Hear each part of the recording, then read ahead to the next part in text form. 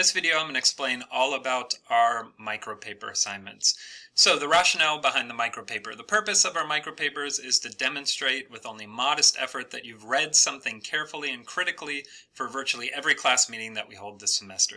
These papers will be on the major readings indicated on your syllabus. In either event, you'll always know the topic of a given micropaper by attending the class meeting prior to its due date or checking the course canvas.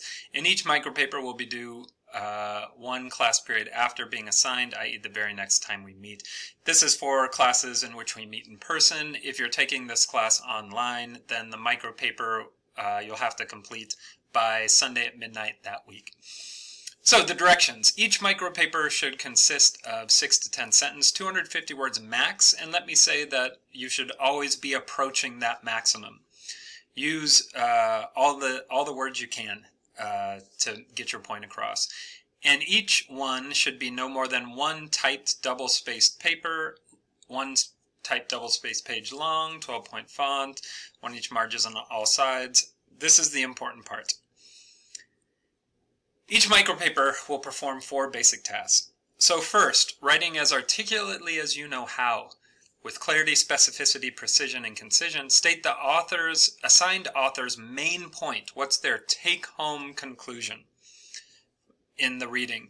In other words, what is his or her thesis, conclusion, upshot, etc. Make sure you give the author credit. So say, according to X in writing Y, we should Z, something like that.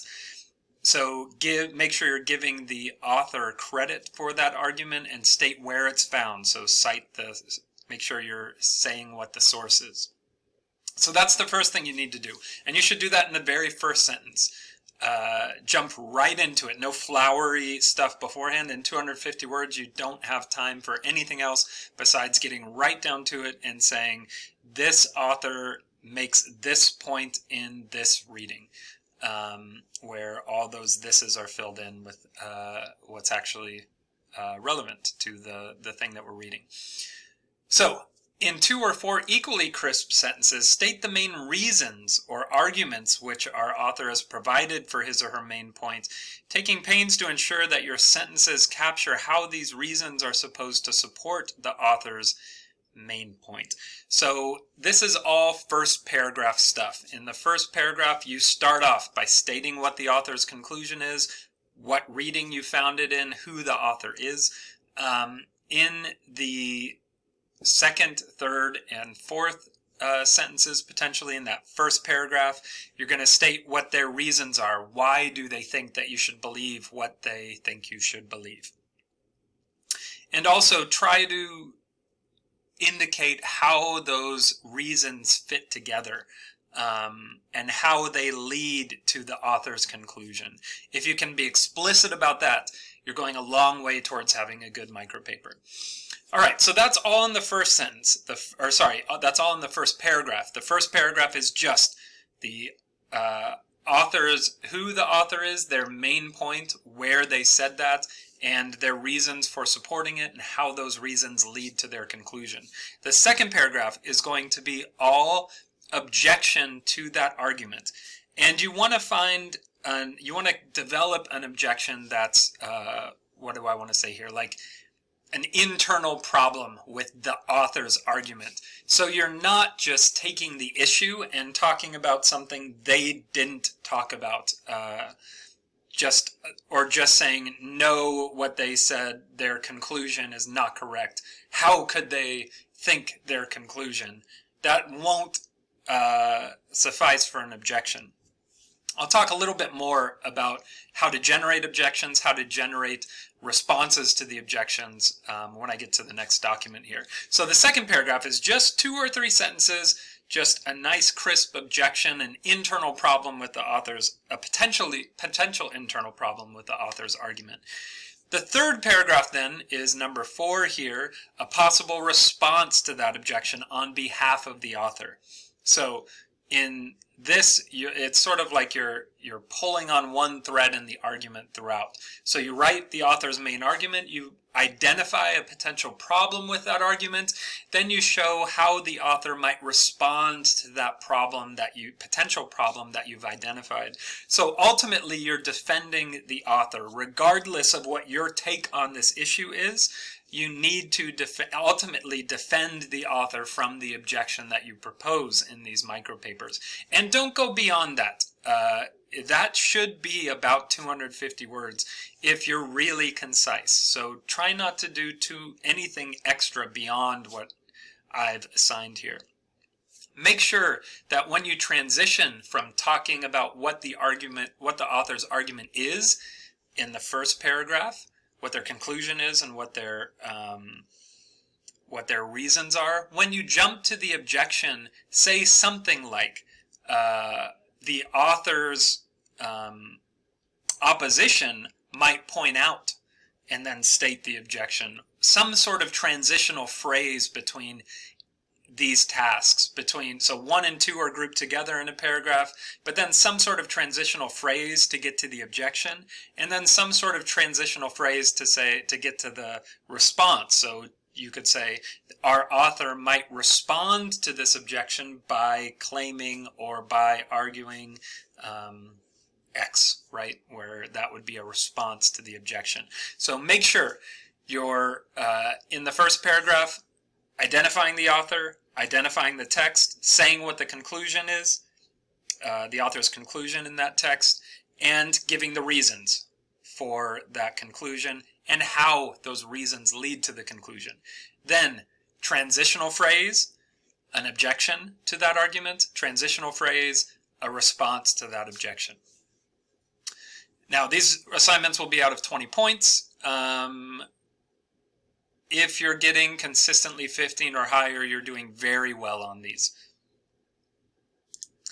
All right, now let's get a little more fine-grained analysis about how to generate objections and responses. All right, so say this was the initial article that we had read. Voters in the 2020 Democratic primaries should have voted for Bernie Sanders because he had a better chance of beating Donald Trump in the general election than any of the other candidates. So if we were to put that argument in standard form, putting the premises, or in this case the premise, before the conclusion, numbering the statements, putting therefore before the conclusion, the argument would look like this. Bernie Sanders had a better chance of beating Donald Trump in the general election than any of the other candidates. Therefore, voters in Democratic primaries should have voted for Bernie Sanders. Note just one reason offered for this conclusion here. So there are two possible strategies for developing objections here. You can either argue that the premise is not true. In this case, there's only one premise. If there were more premises, you could pick on one particular premise and argue that it's not true. Or you can argue that even if the premise were true, grant that it's true, it would not provide enough evidence to support the conclusion. Or if there are multiple premises, even if all of them were true, they would not combined provide enough evidence to support the conclusion. So how might you do that? You could adopt the first strategy and argue that the premise that Bernie had a better chance of beating Donald Trump than any of his competitors isn't true. You could do this based on the fact, for example, that Joe Biden, one of Sanders' competitors, polled better in head-to-head polls against Donald Trump while the primaries were being held. That's actually true. Biden was polling slightly better than Sanders in head-to-head polls that most polling outlets that did that sort of poll were than Sanders was doing. Or you could adopt, so note, that's the first strategy. You just said, look, what the person said, their reason for their conclusion is just flat out false. And that's why we should reject the conclusion. Another strategy that you could adopt is you could say, even if it were true that Bernie had a better chance of beating Trump in the general election than any of the other candidates, that doesn't lead us, that's not enough to lead to support the conclusion that voters in Democratic primaries should have voted for Bernie Sanders. Somebody could go that route and say they could base it on the claim that people should vote for the candidate who most closely aligns with their personal political positions. So instead of basing their vote on who's the most likely to beat the candidate from the other party, they should instead vote based on what their what policies they support and what policies the candidates support and how those align, instead of voting like strategically to beat the opposition. So note, that's granting the truth of the premise that, okay, maybe Bernie did have a better chance of beating Trump than any of the rest, but still that doesn't mean that voters should have voted for them, because what they should ultimately base their vote on is not who has the better chances of beating the opposition, but rather how the candidate's policies align with their own, with the voters' political commitments. All right, so what would be bad objections? Bad objections would be just jumping right in the objection paragraph to saying something like, well, Sanders is a socialist, so the author is clearly wrong that we should have voted for him. Or Biden, Warren, or Yang are great, so we should vote for one of those instead of Bernie. Or talking about the futility of voting in general. If you just, after outlining the argument in the first paragraph, if you just jump to one of these claims, you're completely ignoring the argument that's been given. The premise was about electability. So in your objection, you need to say something about that. You need to either say that the author's wrong, saying that Sanders is the most electable, or that electability is not all that matters. So you need to say one of those two things in order for your objection to be to this argument and not to some imagined argument that's in your head. So now this is going to be a little bit nuanced. You could include some of these points in your objection, but you'll have to go about it in a certain way. You'll have to say it in a certain way so that your audience recognizes that your objection is to the argument that you're addressing. So you could, for example, argue that, well, first, that it's false that Sanders was the most electable because he's a self-described socialist, and most Americans shy away from socialism, even though the majority of them support the individual policies that made up Sanders' platform. That's just my own parenthetical because I can't help but include that. You would need not include that. In fact, it might detract a little bit from your argument. But what I'm trying to say here is you could address Sanders being a self-described socialist, but you can't just jump into the second paragraph saying, Sanders is a socialist, the author must be wrong, right? Because then it's like, well, how do these pieces fit together? You need to be explicit. So one way to do that would be say, it's false that he's the most electable. One reason he might not be electable is because he's a self-described socialist, and Americans shy away from socialism. See how that brings that socialist what's conceived of as a problem here and applies it to the argument, to the electability question. Or you could argue that even if it were true that Sanders stood the best chance to defeat Trump, that's not enough to support the claim that primary voters should have voted for him, because voters should always vote for the candidate that most closely aligns with their personal politics, and that candidate may not have been Sanders.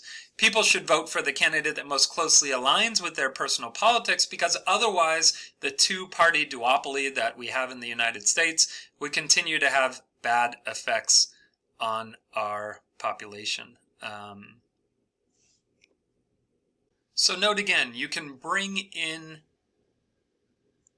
pieces of the issue that the author didn't consider, but the way you're going to have to frame that so that you're making an objection to the author's argument is you're going to have to say, even if we grant the author's premise or premises, that still wouldn't lend enough support to the conclusion because there are other issues that we need to take into consideration, right?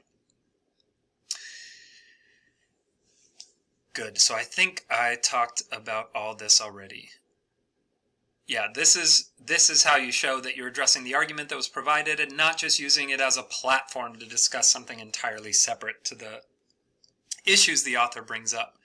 So now, that's how you generate an objection. So that's how you support the objection in the second paragraph of your micropapers. In the third paragraph, how do you come up with a response?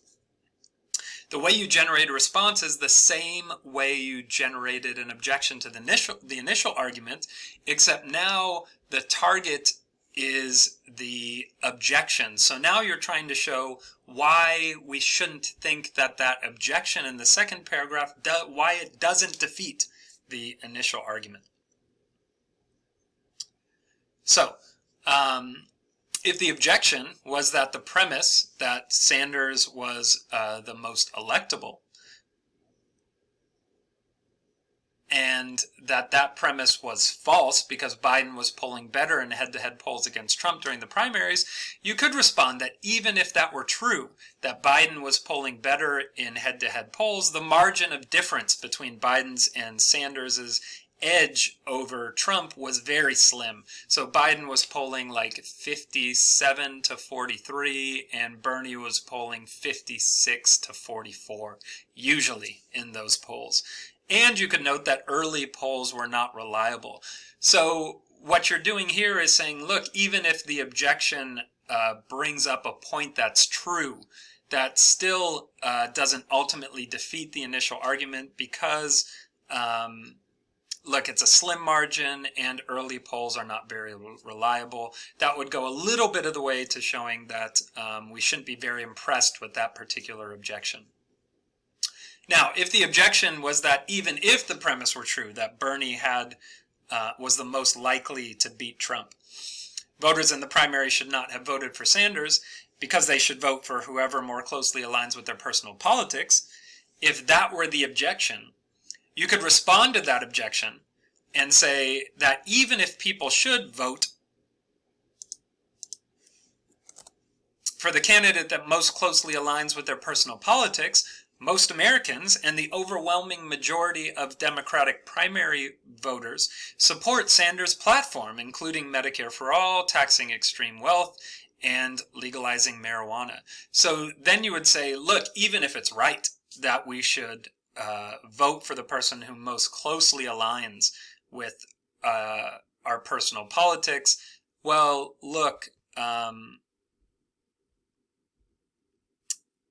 the voters do agree with Sanders' platform. They just scared of this scare word, socialism, right? So to sum up, what we're trying to do again is address the argument that we're assigned to address. And the way we do that to develop an objection is by saying that the premise either is false, so the reason that the author offered is either false, or even if it were true, it would not give us good enough reason to believe the conclusion. Then, when you're coming up with a response to the objection on behalf of the author, you want to do the same thing. You want to say that the objection is either false on closer analysis, or even if it were true, it wouldn't give us reason to believe that the initial argument's conclusion doesn't follow from its premises. Let me emphasize again that with your objection and your response, you need that very particular phrasing. I need to see that you're claiming, and that you're very clear that you're claiming, that the premise or multiple premises of the argument are false and a reason why we should believe that in your objection, or that even if the premise were true, it wouldn't lead to the conclusion and why we shouldn't think it leads to the conclusion. So, for the remainder of this video, I'm going to talk about your first micropaper. So if you're past your first micropaper, then you can stop watching now. Now I'm going to address some special complications with the first micropaper. So with the first micropaper, you were instructed to write on the fat man trolley problem. So you need to answer the question, should the fat man be pushed in order to save the other 5 people? I say in your first paragraph, present your own reasons for thinking that he should be pushed, or your reasons for thinking that he should not be pushed. So instead of having an author that we're addressing in this micropaper, we're going to be talking about your arguments that you come up with. So in your first paragraph, you're going to say, I claim that the fat man should not be pushed, or your just first sentence. In the fat man trolley problem, the fat man should be pushed to save the other 5 people for reasons X, Y, and Z. And that will be your first paragraph. In your second paragraph, you're going to need to refute your own argument. So you're going to need to claim, my opposition might claim that, I won't get into any particular reasons here, but you'll need to treat yourself as if you were the author here in a way. But as a transitional phrase, say, my opposition might argue against this by saying X. They'd say X because Y, right? That's your second paragraph. And then in your third paragraph, you need to disarm that objection. So you'll need to respond to it in the same sort of way that we outlined. So the only little complication with the first micropaper is there's no author that you're writing on. You're just presenting your argument, a potential objection to the argument, explaining why that's an objection to your argument. That's all your second paragraph. And then in your third paragraph, responding, showing why that objection doesn't ultimately work. And again, think of the thread analogy. Stay on the thread. In your third paragraph, don't just say, well, look at what I already said in my first paragraph, right? That won't be a response to the objection. Treat the objection as if now it's the thing we're concerned about. We need to address that thing, and don't just jump back to your first argument. Say something about that objection and why it's wrong.